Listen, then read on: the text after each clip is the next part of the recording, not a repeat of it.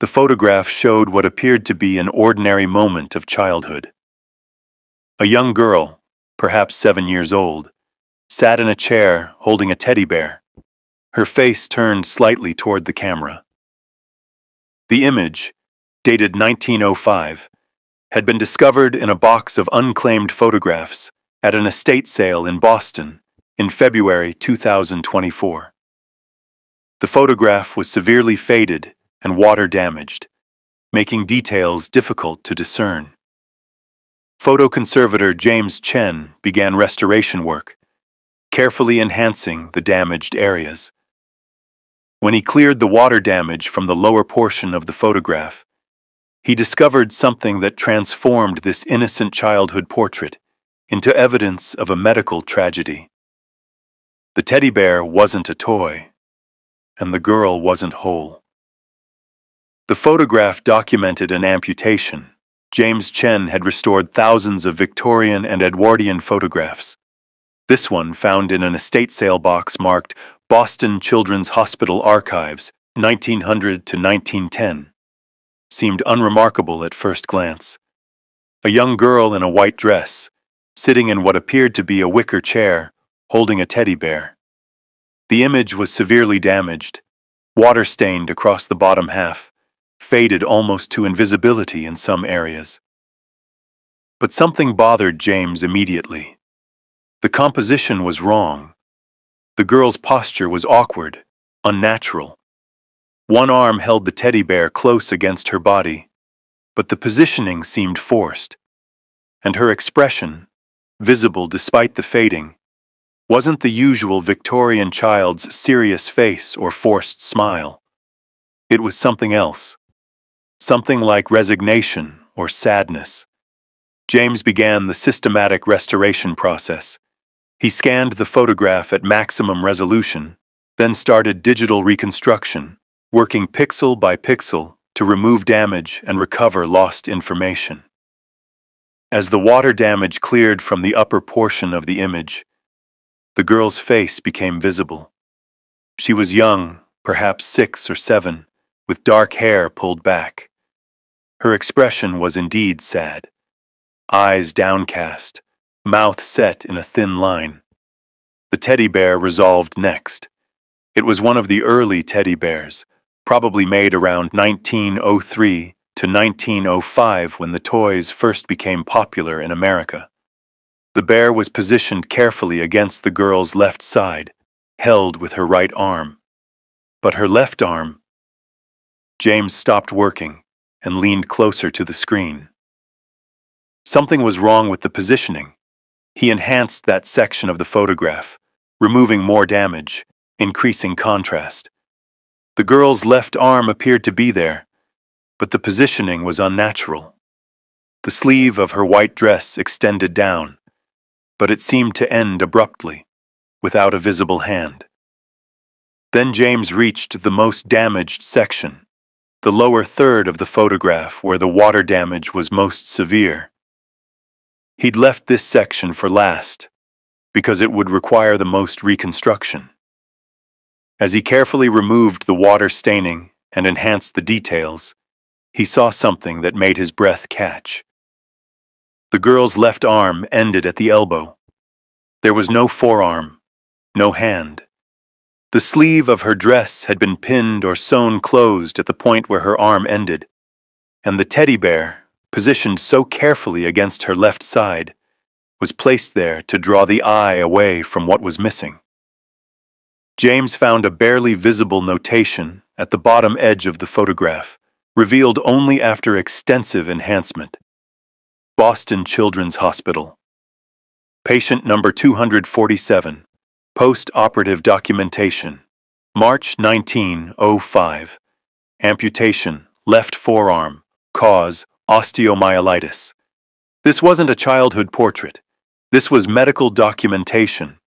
The hospital had photographed this child after amputating her arm, and someone had given her a teddy bear to hold, both as comfort and as a way to make the photograph seem less clinical, less traumatic. James immediately contacted Dr. Sarah Morrison, a medical historian specializing in early 20th century pediatric medicine. He sent her the enhanced photographs and the notation he'd found. Dr. Morrison called within hours. "This is extraordinary documentation of early pediatric amputation procedures. And the teddy bear, that's significant. Can you tell me more about what you found?" Dr. Morrison explained what James was looking at. In the early 1900s, children's hospitals had begun implementing what they called comfort photography protocols for young patients who'd undergone traumatic procedures like amputations. The practice combined medical documentation with psychological support. Osteomyelitis, bone infection, was one of the most common reasons for pediatric amputations in this era, Dr. Morrison said. Before antibiotics, which weren't developed until the 1940s, severe bone infections couldn't be cured. They spread rapidly. The only treatment was amputation. Children as young as 5 or 6 would lose limbs to save their lives. The amputations were traumatic, not just physically, but psychologically. Children woke from surgery to find parts of their bodies gone. Hospitals struggled with how to help these children cope, especially given that many would spend weeks or months in the hospital during recovery. Around 1903 to 1904, some progressive children's hospitals, including Boston Children's Hospital, began using teddy bears in what they called comfort protocols. The teddy bear, a new toy at the time, having been introduced in 1902, became a therapeutic tool. The bears served multiple purposes, Dr. Morrison explained.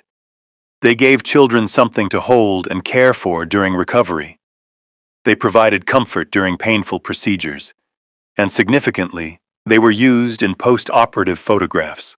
Hospitals would photograph children after amputations for several reasons. Medical documentation, to show families what to expect, and to create before and after records of surgical techniques. But these photographs were deeply disturbing. Images of children missing limbs, often looking traumatized or in pain. The teddy bear changed the nature of these photographs. With a bear in the image, the photograph became less purely clinical. It showed a child with a toy, suggesting normalcy and future play despite the amputation. The bears were positioned strategically, often on the side of the amputation, drawing the eye away from what was missing and toward what remained. A child who could still hold, still play, still love a toy. It was psychological manipulation, really, Dr. Morrison said, but well-intentioned. The photographs were shown to other children facing amputations, to families, to medical students. The teddy bear made the images less terrifying. It suggested hope. James found more evidence as he continued examining the photograph. The wicker chair the girl sat in was a standard hospital prop. He'd seen similar chairs in other medical photographs from the era. The plain backdrop was typical of hospital photography rooms. And the girl's white dress, while looking like a normal child's dress, was actually a hospital gown designed to look less institutional. Everything about the photograph was carefully staged to make a traumatic medical reality seem less horrific. The teddy bear, the dress-like gown, the careful positioning, all designed to create an image that suggested, "This child will be okay," rather than, "This child has lost part of her body." But the girl's expression betrayed the staging. Despite the teddy bear, despite the careful composition, her face showed what she'd lost. She was 7 years old, had just lost her arm, and no amount of staging could hide her grief. James found one more detail. On the teddy bear's paw, visible only in the highest resolution enhancement, was stitched lettering. He enhanced that section until the text resolved, "To patient number 247, with hope." Dr. Robert Bradford, 1905. The doctor had given her the bear himself. James and Dr. Morrison began investigating patient number 247.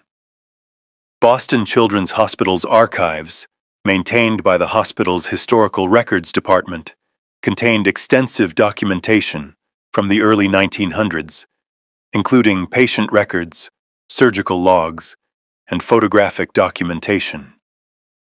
They found patient number 247's file. Female child, age 7, admitted February 1905. Diagnosis: acute osteomyelitis, left ulna and radius. Treatment: amputation of left forearm, mid-forearm level. Surgeon: Dr. Robert Bradford. Post-operative status: stable. Discharged May 1905. The child's name had been redacted from public records due to medical privacy laws, but the file contained extensive documentation of her case. She'd been admitted with a severe bone infection in her left forearm that had progressed rapidly despite treatment attempts. In 1905, with no antibiotics available, the infection was life-threatening. Dr. Bradford determined amputation was necessary to save her life. The surgery notes documented a mid-forearm amputation performed on March 2, 1905. The child remained hospitalized for 3 months during recovery. The photograph was taken on March 15, 1905, 2 weeks after the amputation. But James and Dr. Morrison found something else in the file. Progress notes written by Dr. Bradford himself, documenting the child's psychological state. March 10, 1905. Patient refuses to look at amputation site. Becomes distressed when wound dressing changes are attempted. Not eating adequately. Psychological state concerning. March 12, 1905. Introduced comfort toy, teddy bear, per new hospital protocol. Patient initially refused but eventually accepted. Some improvement in effect noted. March 15, 1905. Photograph taken per documentation protocol. Patient cooperative but visibly distressed. Holding bear as instructed. Will continue comfort interventions. March 20, 1905. Patient has named the bear left, referring to the side it is held on. Carries it constantly. Some improvement in eating and sleep. Still grieves her arm but showing resilience. The notes continued through April and into May, documenting the child's slow psychological recovery alongside her physical healing. Dr. Bradford noted she'd developed a strong attachment to the teddy bear, refusing to let it go even during medical procedures. The final note, dated May 8, 1905. Patient discharged to family care. Physical healing complete. Psychological adjustment ongoing. Family instructed to allow continued bear attachment. Prognosis. Child will adapt, but will carry trauma. The bear provides essential comfort as she learns to navigate world with one hand. Instructed family. Do not remove the bear. James found more photographs in the hospital archives. Several showed children with amputations, all holding teddy bears, all photographed in the same wicker chair, against the same backdrop, all part of Dr. Bradford's Comfort Protocol project. But patient number 247's photograph was different from the others. In the other images, children smiled or at least looked neutral. Patient number 247's expression showed raw grief. She'd been photographed too soon after the amputation, before she'd had time to process the loss. The photograph captured a child in active mourning for her own body. This is one of the most honest medical photographs I've seen from this era, Dr. Morrison said.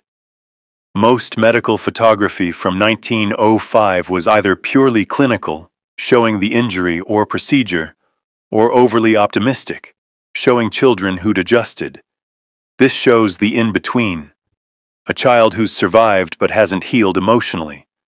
It's heartbreaking and historically valuable. In March 2024, James organized an exhibition at the Boston Medical History Museum titled Comfort and Loss: Teddy Bears in Early Pediatric Medicine.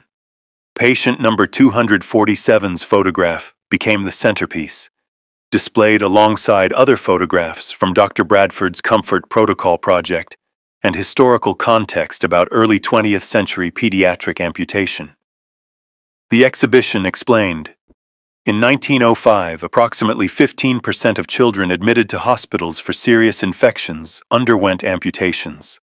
Osteomyelitis, the bone infection that affected patient number 247, was particularly common and particularly deadly. Without antibiotics, doctors had two choices: amputate or watch the infection spread and kill the child. Dr. Robert Bradford, the surgeon who treated patient number 247, had pioneered the use of teddy bears in pediatric care. He'd read about the new toy, named after President Theodore Teddy Roosevelt, and recognized its potential for helping traumatized children. Between 1904 and 1910, he personally gave teddy bears to over 200 child amputation patients at Boston Children's Hospital. The practice spread. By 1910, children's hospitals across America were using teddy bears in comfort protocols. The bears became so associated with pediatric medicine that they remained a hospital staple even after the advent of antibiotics made amputation less common. But the exhibition also showed the darker reality behind the comfort. The text panel beside patient number 247's photograph read, "This child, age 7, lost her left forearm to bone infection in 1905. She was given a teddy bear to provide comfort, but the bear couldn't replace what she'd lost.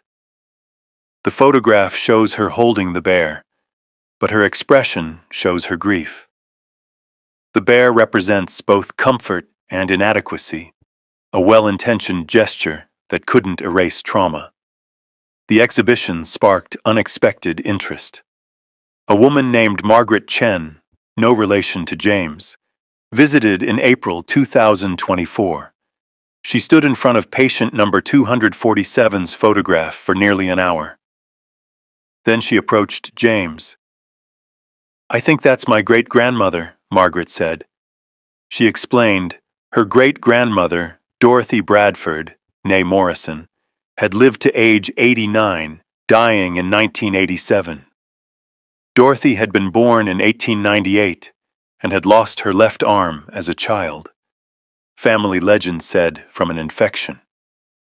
Dorothy had never spoken about the amputation to her family, calling it something that happened when I was very young. But Dorothy had kept a teddy bear her entire life, an old, worn bear that she refused to throw away despite its deteriorated condition. She'd told her daughter it was the bear that saved me. After Dorothy's death, the family had donated the bear to a museum. Margaret showed James a photograph. Dorothy Bradford, at age 70, holding the same worn teddy bear visible in the 1905 hospital photograph. She kept it for 82 years, Margaret said, from age 7 until the day she died. It was the bear from the hospital. Dr. Bradford gave it to her. She told my grandmother once, "The bear couldn't replace my arm, but it gave me something to hold when I had nothing." The exhibition added Dorothy's story. Beside the 1905 photograph of patient number 247, they placed the photograph of Dorothy at age 70, still holding her bear. The caption read, "Dorothy Morrison Bradford, patient number 247. She survived her amputation. She survived her trauma.